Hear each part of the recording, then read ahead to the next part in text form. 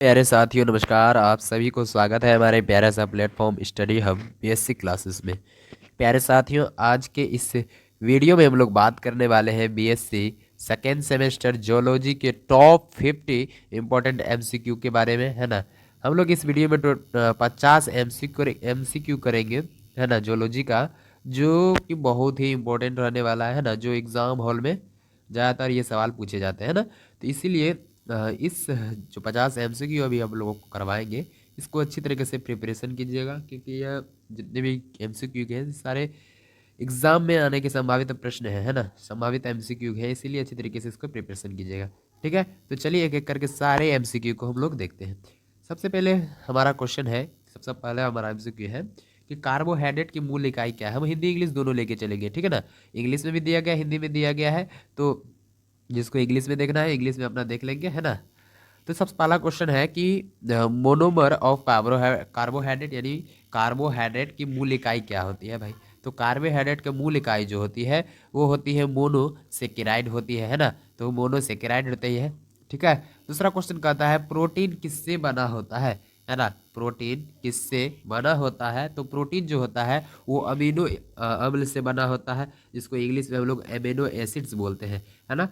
तीसरा क्वेश्चन का आता है कि लिपिड होते हैं, लिपिड सार यानी लिपिड होते हैं। लिपिड जो होता है वो पानी में अघुलनशील होता है। क्या होता है पानी में भाई? अघुलनशील होता है। तो लिपिड क्या हो जाएगा? पानी में अघुलनशील होता है, इसीलिए इसका राइट आंसर ए हो जाएगा। चौथा नंबर क्वेश्चन का आता है एंजाइम आर यानी एंजाइम होते हैं। एंजाइम क्या होता है भाई? एंजाइम प्रोटीन होता है, सीधा सा जवाब है ना। एंजाइम क्या होता है? प्रोटीन होता है। ठीक है। नेक्स्ट क्वेश्चन पांचवा नंबर का आता है एंजाइम विशिष्टता का अर्थ क्या है। एंजाइम विशिष्टता का अर्थ क्या है? तो एंजाइम विशिष्टता का अर्थ होता है विशेष विशेष सब्सट्रेट प्रकार, विशेष सब्सट्रेट प्रकार यानी इंग्लिश में बोले तो स्पेसिफिक सब्सट्रेट ना। छठवां नंबर क्वेश्चन कहता है कि को एंजाइम क्या है भाई। को एंजाइम क्या है? तो को एंजाइम जो होता है वो गैर प्रोटीन सहायक होता है। वो क्या होता है? गैर प्रोटीन सहायक होता है, नॉन प्रोटीन हेल्पर जिसको बोलते हैं इंग्लिश में। एटीपी कंटेंट्स यानी एटीपी में क्या होता है? तो एटीपी में 3 फास्फेट होता है। एटीपी में क्या होता है? 3 फास्फेट होता है ना। आठवां नंबर क्वेश्चन का आता है डीएनए स्ट्रक्चर इज, डीएनए की संरचना को हम लोग क्या बोलते हैं। तो डीएनए की संरचना को हम लोग लेक्चर में पढ़े थे। हम जब फर्स्ट यूनिट का हमारा लेक्चर चल रहा था तो उसमें पढ़े थे हम लोग। डी अगर जो देखेंगे तो उसको पता होगा कि डीएनए की संरचना को हम लोग डबल हेलिक्स कहते हैं, है ना। डीएनए की संरचना को हम लोग क्या बोलते हैं? डबल हेलिक्स कहते हैं, है ना। आरएनए में क्या होता है?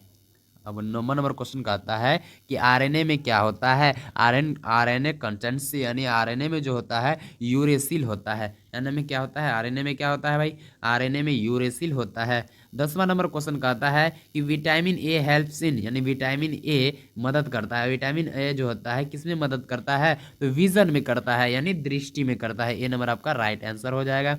11 नंबर क्वेश्चन का आता है विटामिन बी वन में डिफेंसी क्या होता है यानी विटामिन बी वन के कमी से क्या होता है भाई। विटामिन बी वन की कमी से क्या होता है? तो बेरी बेरी होता है। विटामिन बी वन की कमी से क्या होता है? अगर एग्जाम हॉल में सवाल पूछ देगा आपसे कि विटामिन बी वन की कमी से कौन सा रोग होता है या विटामिन बी की कमी से क्या होता है, तो आप सीधा सा जवाब दीजिएगा बेरी बेरी होता है ना। 12वां नंबर क्वेश्चन कहता है विटामिन सी की कमी से क्या होता है। तो विटामिन सी की कमी से जो होता है वो सर्किल में होता है ना।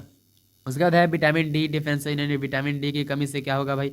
विटामिन डी की कमी से क्या हो जाएगा? तो विटामिन डी की कमी से जो हो जाएगा आपका रिएक्ट्स हो जाएगा। क्या हो जाएगा? रिएक्ट्स हो जाएगा। 14 नंबर क्वेश्चन कहता है कि हीमोग्लोबिन के लिए आवश्यक खनिज यानी मिनरली फॉर हीमोग्लोबिन यानी हीमोग्लोबिन के लिए आवश्यक खनिज क्या है? तो हीमोग्लोबिन के लिए आवश्यक खनिज जो होता है वो लोहा होता है ना। 9th क्लास से आप लोग पढ़ते आ रहे होंगे कि हीमोग्लोबिन का आवश्यक खनिज क्या होता है? लोहा होता है, जिसको इंग्लिश में हम लोग आयरन बोलते हैं, है ना। 15 नंबर क्वेश्चन का आता है कि डाइजेस्टिव एंजाइम ऑफ पैनक्रियास यानी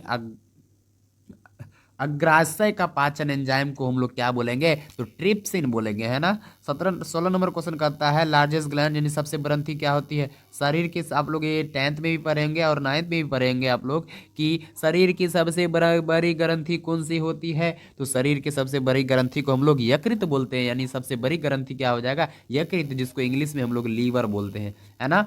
17 नंबर क्वेश्चन कहता है फंक्शनल यूनिट ऑफ किडनी यानी गुर्दे की कार्यात्मक इकाई क्या होता है, तो नेफ्रॉन होता है ना। 18 नंबर क्वेश्चन क्या कहता है भाई, 18 नंबर क्वेश्चन कहता है मूत्र कहाँ बनता है, मूत्र कहाँ बनता है, तो मूत्र जो होता है वो गुद्रा में बनता है, कहाँ बनता है, गुद्रा में बनता है, यानी आपका बी नंबर आपका राइट आंसर हो जाएगा, जिसको इंग्लिश में हम लोग किडनी बोलते हैं। 19 नंबर क्वेश्चन कहता है मेन नाइट्रोजन वेस्ट यानी मुख्य नाइट्रोजन अपशिष्ट क्या है, तो मुख्य नाइट्रोजन अपशिष्ट जो हो जाएगा आपका राइट आंसर यूरिया हो जाएगा, यानी ए नंबर आपका राइट आंसर हो जाएगा। 20 नंबर क्वेश्चन कहता है ब्लड ग्रुप किसने खोजा, यानी ब्लड ग्रुप डिस्कवर्ड बाय, तो आपका राइट आंसर हो जाएगा लैंड स्टर्नर ने, क्यों खोजा था भाई, तो लैंड स्टर्नर ने खोजा था। 21 नंबर क्वेश्चन क्या कहता है, तो सार्वभौमिक दाता क्या है, सार्वभौमिक दाता ब्लड ग्रुप में जो होता है, ब्लड ग्रुप में यहाँ पर क्वेश्चन जो है वैसे सवाल पूछने एग्जाम हॉल में इस तरह का ऐसे भी क्वेश्चन आ सकता है, या क्वेश्चन में ये भी पूछ सकता है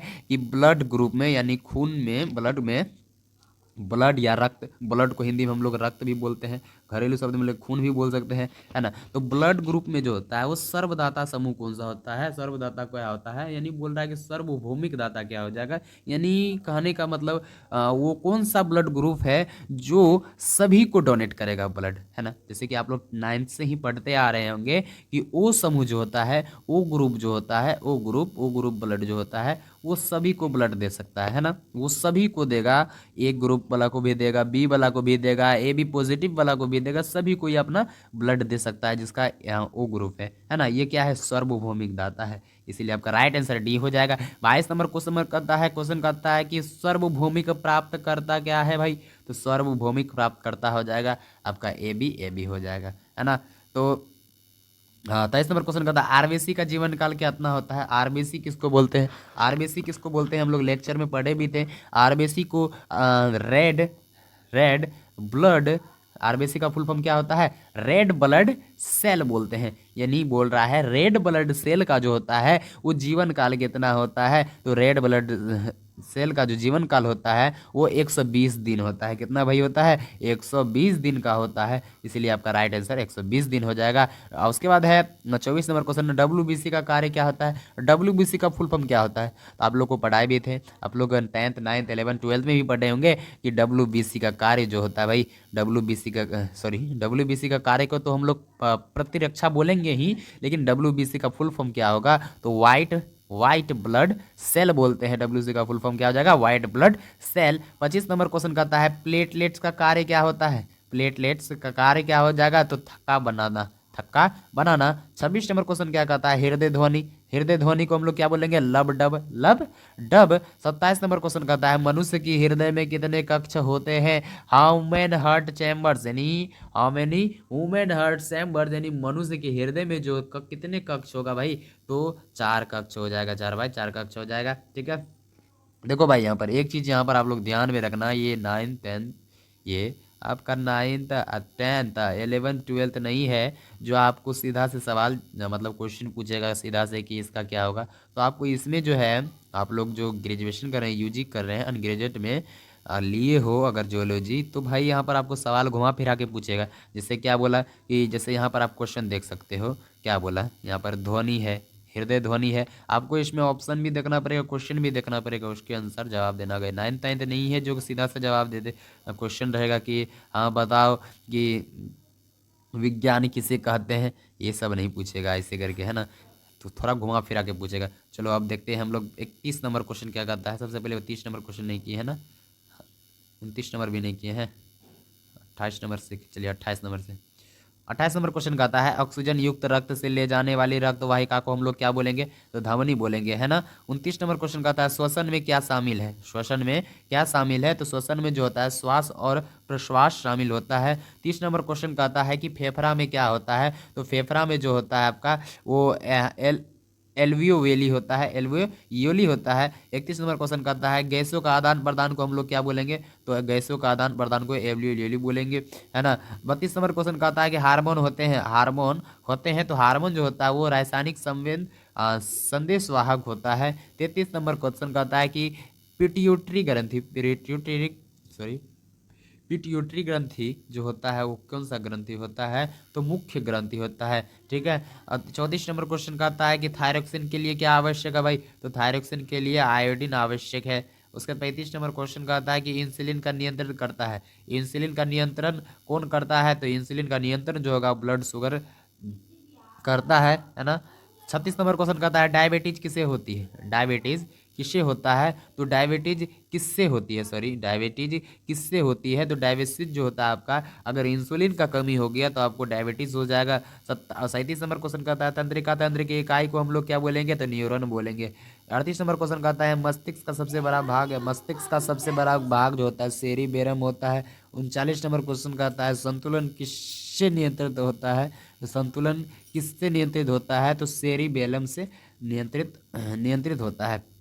40 नंबर क्वेश्चन का आता है कि प्रतिवर्त क्रिया को हम लोग क्या बोलेंगे, तो प्रतिवर्त क्रिया को मेरुरज्जु कहेंगे। 41 नंबर क्वेश्चन का आता है कि मांसपेशी के प्रकार कौन कौन सा हो जाएगा, कंकाल, चिकनी, स्मूथ जिसको इंग्लिश में बोलते हैं, हृदय, यानी आपका इनमें से सभी हो जाएगा, है ना। डी नंबर आपका राइट आंसर हो जाएगा। 42 नंबर क्वेश्चन कहता है कि कंकाल मांसपेशी होता है, कंकाल मांसपेशी को हम लोग क्या बोलेंगे, ऐच्छिक बोलेंगे। 43 नंबर क्वेश्चन कहता है कि हृदय पेशी, हृदय पेशी क्या कहलाएगा, हृदय पेशी कहलाएगा अनैच्छिक, है ना। 44 नंबर क्वेश्चन कहता है पाचन कहाँ पूरा होता है, तो पाचन छोटी आंत में पूरा होता है, पाचन कहाँ पूरा होता है, तो छोटी आंत में पूरा होता है। 45 नंबर क्वेश्चन कहता है अवशोषण कहाँ होता है, तो अवशोषण जो होता है वो छोटी आंत में होता है। 46 नंबर क्वेश्चन कहता है विली का कार्य, विली की कार्य को हम लोग क्या बोलेंगे, तो अवशोषण बोलेंगे। 47 नंबर क्वेश्चन क्या कहता है सबसे बड़ी कोशिका को क्या बोलेंगे भाई, तो सबसे बड़ी कोशिका को अंडाणु कहेंगे।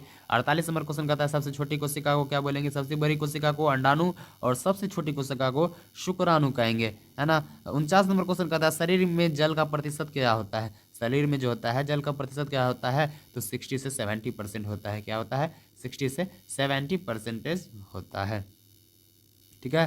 और उसके बाद 50 नंबर क्वेश्चन कहता है कि रक्त का पीएच मान क्या होगा भाई, तो नॉर्मल पीएच ऑफ ब्लड यानी रक्त का पीएच मान कितना होगा, तो रक्त का पीएच मान जो होगा 7.4 होता है, ठीक है। तो आपका 50 क्वेश्चन हम लोगों ने कर लिया, है ना। 50 का 50 MCQ को हम लोग कंप्लीट कर लिए हैं, ठीक है। तो मिलते हैं हम लोग अगले वीडियो में, तब तक के लिए जय हिंद जय भारत।